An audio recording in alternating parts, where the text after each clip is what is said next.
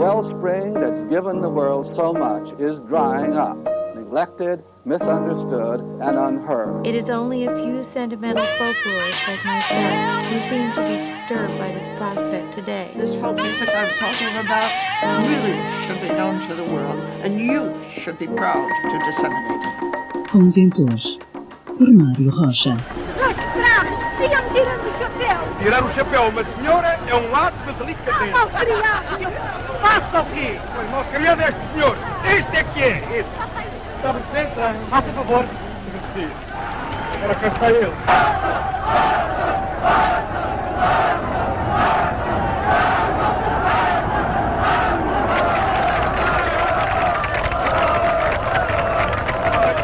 Onde eu vim cair?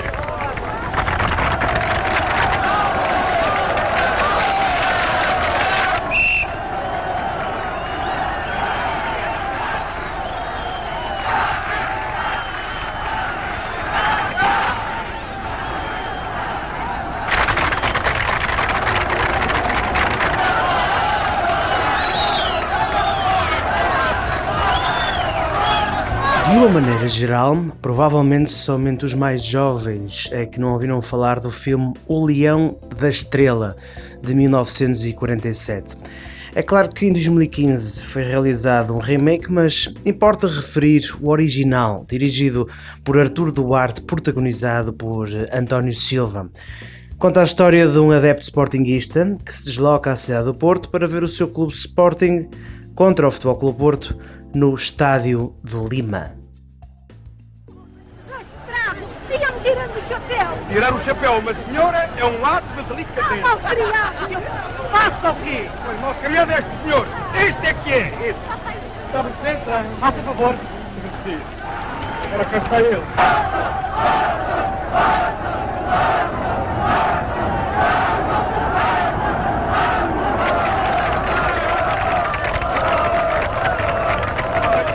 Onde eu vim cair?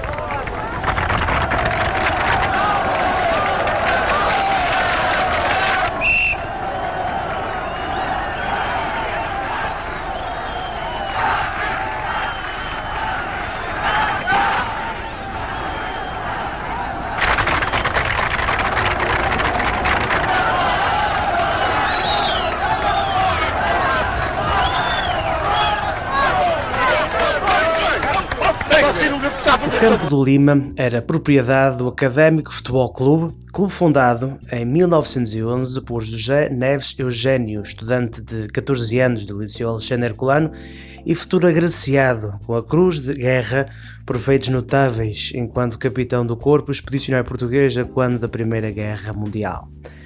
Juntamente com os amigos, deram o nome ao clube de Grupo de Estudantes, se bem que por poucos anos, por volta de 1914, já tinha o atual nome. Com a criação do clube, surgiu a modalidade rainha, o futebol. Após uma vitória numa competição regional, o clube ganhou alguma notoriedade e encaixe financeiro para poder construir um estádio.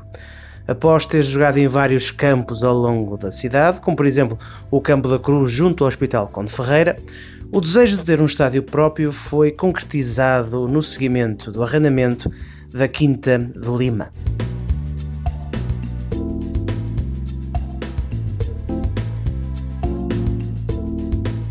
O topónimo Lima vem de um homem de negócios bastante afortunado chamado João António Lima.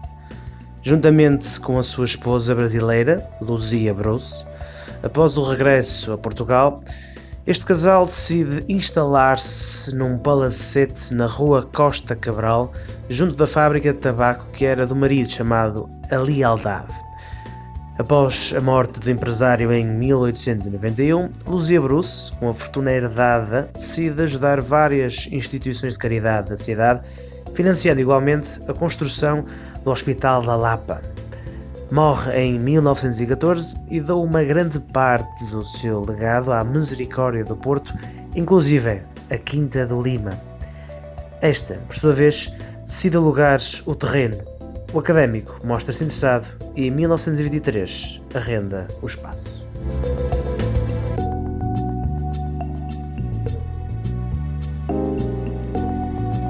No que agora um baldio e fantasma daquilo que foi, outrora foi uma arena desportiva de ponta do nosso país. Após algumas complicações devido à terraplanagem do Sol, o Estádio do Lima foi inaugurado em 1924. Além do campo de futebol, foi construída uma pista de atletismo e automobilismo e em 1937 foi colocado um relevado. Terreno com relva já havia no Campo Alegre, se bem destinado ao cricket e hockey em campo. Ainda assim, o Lima, a par do campo das Salésias em Lisboa, foram as primeiras superfícies relevadas destinadas ao futebol. O Académico participou na primeira divisão entre 1937 e 1940, caindo para o segundo escalão no ano seguinte, ficando até 1948.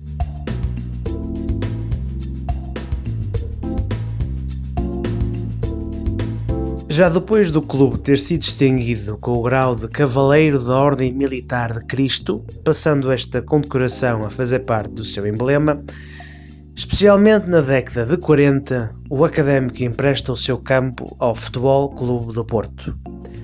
Até a inauguração do Estádio das Antas em 1952, os Dragões jogam no campo da Constituição, localizado na Rua da Constituição, e somente nos jogos com as grandes equipas de Lisboa, Benfica e Sporting, pedem emprestado os campos dos vizinhos. A solução era o campo do Lima ou o campo do Amial do Sport Progresso. Apesar do empréstimo ser mais caro que o campo do Amial, e depois de um desentendimento com o Progresso, o Futebol Clube do Porto joga várias partidas no Lima. Exemplos serão o famoso jogo com o Sporting em 1947 e no ano seguinte com a melhor equipa do mundo, o Arsenal de Londres. A equipa portista ganhou o que é considerado o maior troféu do mundo num amigável repleto de pessoas todas para verem os melhores jogadores da atualidade. O resultado foi 3-2. Ainda de referir que emprestou o seu campo a outros clubes como Boa Vista, Leixões e Salgueiros.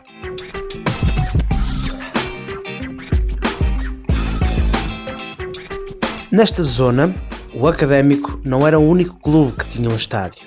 Em frente ao Lima, do outro lado da Rua da Alegria, adjacente à fábrica de fiação e tecidos Matos e Quintãs, localizava-se o Campo do Luso, propriedade do Luso Atlético Clube, criado no seguimento da junção de duas agremiações chamadas Sport Clube Nacional, fundado em 1914 e especialmente dedicado a desportos náuticos, e o Portugal Futebol Clube, fundado em 1923. Era um recinto suficientemente grande para a prática de handball de 11 e hóquei em campo, assim como foi lugar para o famoso Circo Mariano que encantava em todos os natais. O Luso Atlético Clube desaparece em 1937. O Académico pautava-se por ser uma instituição desportiva eclética. Foi um dos primeiros clubes portugueses a ter ténis, polo aquático, praticado em praias fluviais do Douro e de Lessa, natação, cricket, hóquei em campo e hóquei em patins, handball de 11 e de 7, Sport Athletics, que era como se chamava as modalidades do atletismo, voleibol, basquetebol, ciclismo, badminton, automobilismo, campismo, enfim, uma panóplia de desportos. Com a construção do estádio, foi erguido todo um complexo desportivo único no país e na Península Ibérica, além do campo de futebol e das pistas de atletismo, ciclismo e automobilismo. Havia 2 quadras de ténis, um ringue para patinagem e hóquei em patins e um recinto para o basquetebol.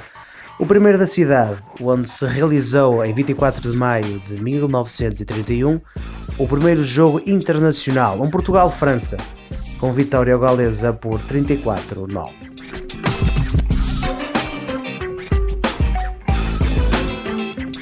É de salientar alguns nomes que estão na história do clube. Manuel Fonseca e Castro, o primeiro internacional de futebol de um clube da cidade do Porto. José Prata de Lima, o primeiro atleta olímpico da cidade invicta, tendo participado nos Jogos Olímpicos de 1928 na modalidade de atletismo. E Ribeiro da Silva, conhecido como o português voador, vencedor de 2 voltas a Portugal em bicicleta nos anos de 1955 e 1957.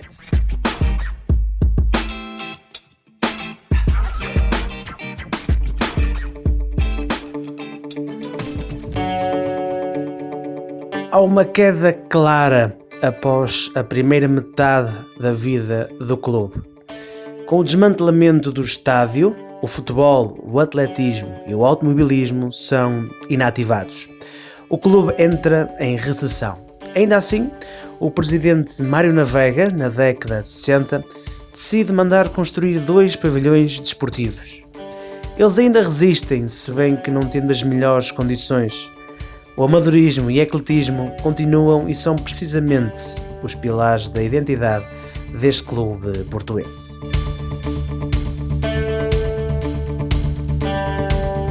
Aquilo que já foi um clube de topo está na iminência de desaparecer, mas ainda há luz ao fundo do túnel. Nas instalações do clube, que vão desde o pavilhão A até ao parque de estacionamento na Rua de Lima, passando pela sede localizada no Palacete, está prevista a construção de um novo complexo desportivo, fazendo lembrar aquele outrora que existiu na primeira metade do século XX. Em 2019, a Câmara Municipal do Porto concedeu o terreno que era sua propriedade e, juntamente com o investimento da empresa espanhola Supera 24 Fitness, espera-se que o Académico se relance novamente na cidade, sendo um ponto de atração para a prática desportiva e para o convívio social.